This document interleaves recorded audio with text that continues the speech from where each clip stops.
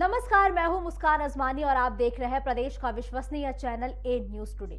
BJP महिला मोर्चा की राष्ट्रीय महासचिव रही एल विक्टोरिया गौरी अब मद्रास हाईकोर्ट की जज बन गई हैं। उन्होंने हंगामे और विरोध के बीच मंगलवार को शपथ ली। उनकी नियुक्ति के विरोध में सुप्रीम कोर्ट में याचिका भी दायर की गई थी, जो कि अब खारिज कर दी गई है। तो आज की हमारी इस रिपोर्ट से हम आपको ये समझाने का प्रयास करेंगे कि किसी पार्टी के नेता का जज बन जाना कितना सही है और कितना गलत। नियुक्ति के खिलाफ मद्रास हाईकोर्ट के 22 वकीलों ने सुप्रीम कोर्ट में जो याचिका दायर की है, उसमें 3 मुख्य तर्क दिए गए हैं, जिनमें पहला तर्क ये है कि एल विक्टोरिया गौरी ने मुस्लिम को हरा आतंक और ईसाई को सफेद आतंक कहा था। इस तरह का बयान संविधान के खिलाफ है। जबकि एल विक्टोरिया गौरी बीजेपी राष्ट्रीय महिला मोर्चा की महासचिव रही हैं। ऐसे में उनकी नियुक्ति से न्यायपालिका की निष्पक्षता पर भी एक बड़ा सवाल खड़ा होगा। तीसरा तर्क ये दिया गया कि जज की शपथ लेने वाले व्यक्ति की संविधान में पूरी आस्था होनी चाहिए। उनके बयानों और एक्शन से ऐसा नहीं लगना चाहिए। दायर याचिका में इन तीनों मुद्दों को उठाया गया था, जो कि अब याचिकाएं पूरी तरीके से खारिज कर दी गई हैं। लेकिन सरकार का न्यायपालिका में कोई हस्तक्षेप भी नहीं होना चाहिए।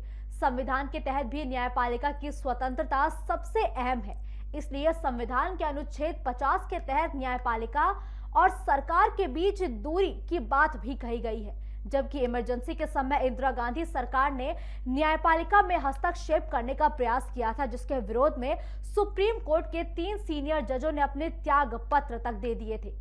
वह संविधान के अनुच्छेद 39A के तहत सभी को समान न्याय जितना जरूरी है वही, लेकिन अब विक्टोरिया जज तो बन गई है, जहां अब ये जानना भी बेहद जरूरी है कि जज की नियुक्ति के लिए आखिर नियम क्या है।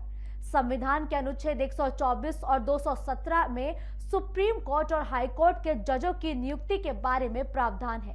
सुप्रीम कोर्ट के 3 बड़े फैसले और 2015 के NJAC कानून को निरस्त करने के बाद से जजों की नियुक्ति कॉलेजियम सिस्टम के तहत होती है। साथ ही आपको ये भी बताते चले कि जजों के नाम की सिफारिश सीनियर जजों के कॉलेजियम द्वारा भी की जाती है। उम्मीदवार के चरित्र और अन्य मामलों की जांच पड़ताल IB द्वारा की जाती है। उसके बाद मेमोरेंडम ऑफ प्रोसीजर यानी MOP के मुताबिक केंद्र सरकार की सिफारिश पर राष्ट्रपति जजों के नाम पर मुहर लगाते हैं। हालांकि जजों की नियुक्ति को लेकर एक दूसरा पक्ष ये भी है, वो ये है कि मॉरेंट से ज्यादा परिवारवाद और राजनीतिक दलों से संबंध रखने वाले लोगों को तवज्जो देने के आरोप पिछले कई दशकों से लगते आए हैं। संसदीय समिति की रिपोर्ट से यह जाहिर है कि मनमाफिक नियुक्ति की वजह से जजों का सामाजिक आधार समिति है और उसमें समाज के सभी तथ्यों का प्रतिनिधित्व नहीं हो पाता है। आपके हिसाब से न्यायपालिका में राजनीतिक दखल कितना सही है और कितना गलत?